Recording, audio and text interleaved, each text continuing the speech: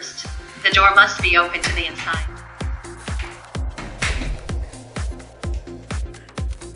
And there must be a gap under your door. If not, the product will not fit your door.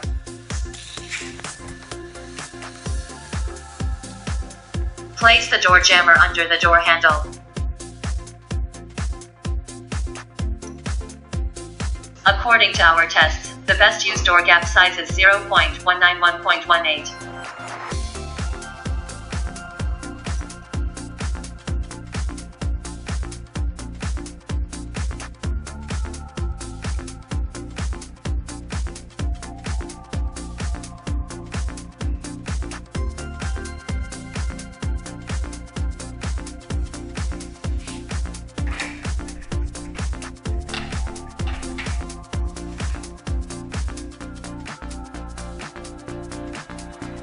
Quick removal method. Take a few turns counterclockwise. Quickly remove it.